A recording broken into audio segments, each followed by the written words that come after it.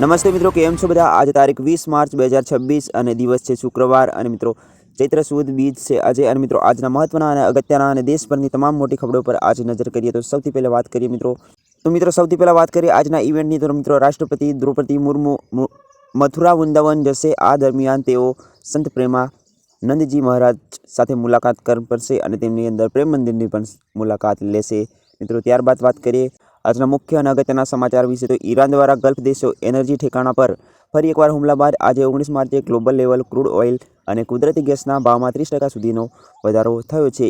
યુદ્ધ શરૂ થયા પછી ભારતમાં પણ ક્રૂડ ઓઇલના ભાવમાં લગભગ બમણા થઈ ગયા છે। 146 રૂપિયા ડોલર થઈ ગયા છે। આ વધારાની ભારતમાં પેટ્રોલ અને ડીઝલના ભાવમાં પણ 10 થી 15 રૂપિયાનો વધારો થઈ શકે છે તેવી સંભાવના છે મિત્રો। બીજી તરફ વાત કરીએ તો મિત્રો આજે 19 માર્ચ એટલે ગઈકાલે 19 માર્ચના રોજ શેરબજારમાં 22 મહિનામાં સૌથી મોટો ઘટાડો જોવા મળી રહ્યો છે। સેન્સેક્સ 74,207 પર બંધ થયો હતો, જેમાં 2,497 પોઈન્ટ એટલે કે 3.26% ઘટાડો થયો હતો। તે જ રીતે નિફ્ટી પણ 776 પોઈન્ટ એટલે કે 3.26% ઘટાડો નોંધાયો હતો, જે 23,002 પોઈન્ટ નીચે આવી ગયો છે, જેના કારણે એક જ દિવસમાં રોકાણકારોના અંદાજે 12 લાખ કરોડ રૂપિયા ડૂબી ગયા છે।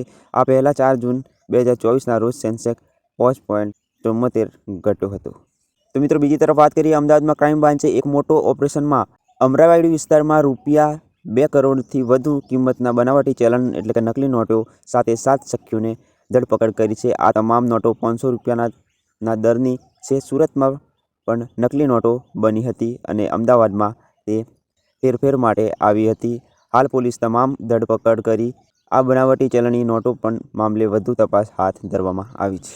અમેરિકા માટે પાકિસ્તાન સૌથી મોટા પરમાણુ ખતરાઓનો એક કારણ કે તે લાંબા અંતરની મિસાઇલ બનાવી રહ્યું છે અને જે ભવિષ્યમાં અમેરિકા સુધી હુમલો કરી શકે છે તેવું કહેવું છે અમેરિકાના ઇન્ટેલિજન્સ એજન્સીના ચીફનું કહેવું છે મિત્રો।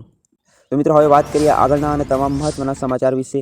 યુપી, દિલ્હી અને હરિયાણામાં ભારે વરસાદ, વાવાઝોડું વરસાદ, દિલ્હી એરપોર્ટ પર પણ 22 ફ્લાઇટ્સ ડાયવર્ટ, રાજસ્થાનમાં પણ કરા પડવાની ચેતવણી, હિમાચલમાં હિમવર્ષા થવાની પણ સંભાવના છે।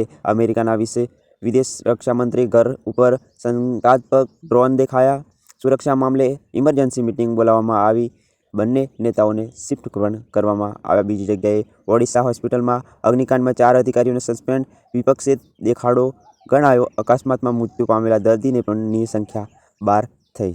નબળું પડી રહેલું ઈરાન યુદ્ધને લાંબુ શા માટે ખેંચે છે? શરણાગતિએ ઇનકાર, યુદ્ધને મોંઘું બનાવી દુશ્મનને ઝુકાવવાનો પ્રયાસ પણ ઈરાન દ્વારા કરવામાં આવ્યો છે। યુદ્ધના કારણે ક્રૂડ ઓઇલમાં બમણું $146 પહોંચ્યું, પેટ્રોલ ડીઝલ મોંઘું થઈ શકે છે।